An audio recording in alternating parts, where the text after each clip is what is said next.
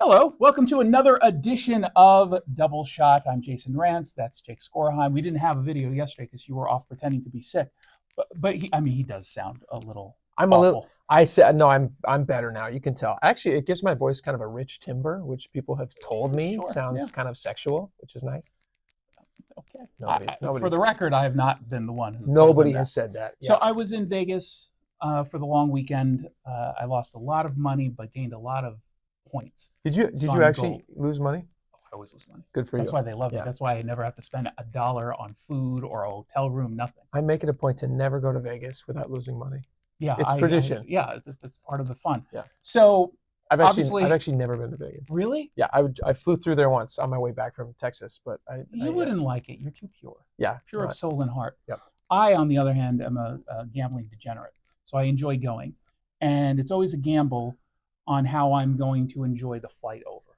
And it's usually never. Yeah. I fly Delta. I like Delta. Obviously, I fly in first class because I'm gay and single, which means I have a whole lot of money. And you're so rich. So I'm there expecting to go on the plane first. And there's something that bothers me so much about flying.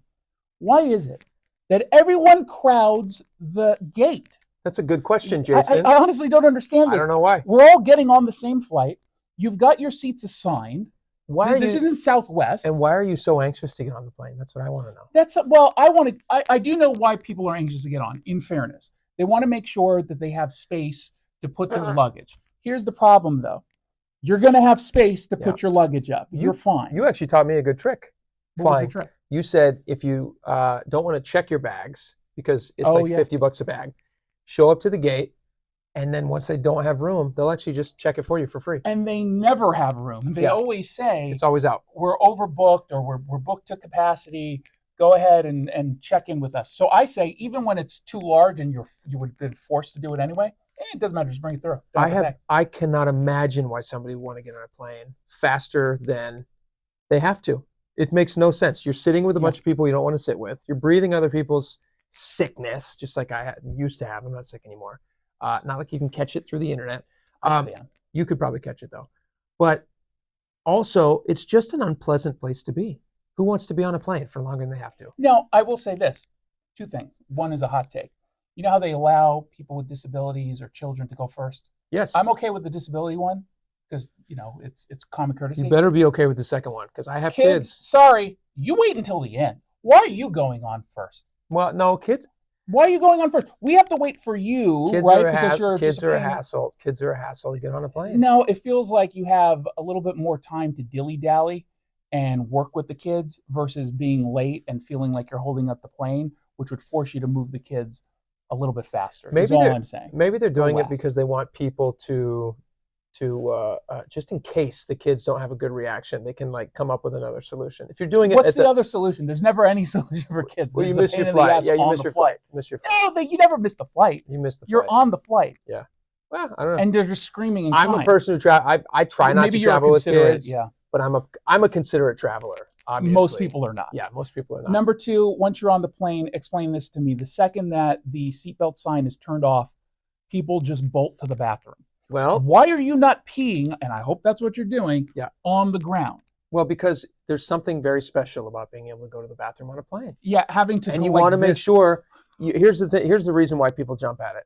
Yeah. As soon as that seatbelt sign goes off, if you are going to have to go at all for the rest of the flight, you don't want to be the last person on a plane to go to the bathroom. You want to get there as fast as possible before it's contaminated.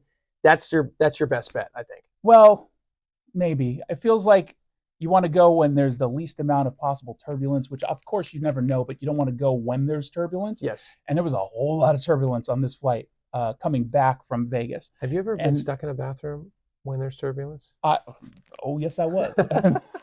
This last time. And you're there. And of course, men have an advantage of being able to urinate while standing. Women can technically, but you're squatting a little bit. I get so nervous. But I refuse to sit down on a public toilet. That's just disgusting. And you could hover. No, you really can't, because then that's a workout when you've got turbulence. And I had turbulence right in the middle, and I have great stream control. But my God, was I being tested. I was being tested. And I don't know why, because looking at the toilet, clearly no one else is considerate. No. Peeing all over the place No. and not wiping down Disgusting. afterwards. It's really disgusting. Yeah, it's the worst of humanity. I Pee agree. while on the ground unless it's an emergency. Yeah. And if you've gone through the flight and it's towards the end, okay, you've had some beverages and you've got to pee. But stop this. And number 2 should not ever happen. I don't care if it's an emergency. You don't get to fly. No number 2s on the No plane. number 2s. It's I don't know how anybody does that. The level of confidence that you would have to just to use a bathroom on a plane, I actually think is like fair. You have to be a really confident person. Well, remember, there's no water in the toilet, so you're going number 2, and you're hoping that I get suction, so nervous. It's called perioesis. I don't like to go when there's anyone in the bathroom, but especially on a plane. There's just something about being on a plane. I just clam up. Can't do it. Just clam. Not actually clam up. That's clam horrible. up for a moment. Bad This description. is part 1 of the video, and we're going to do okay. part 2 in a moment. Thank you, guys. We'll see you next time.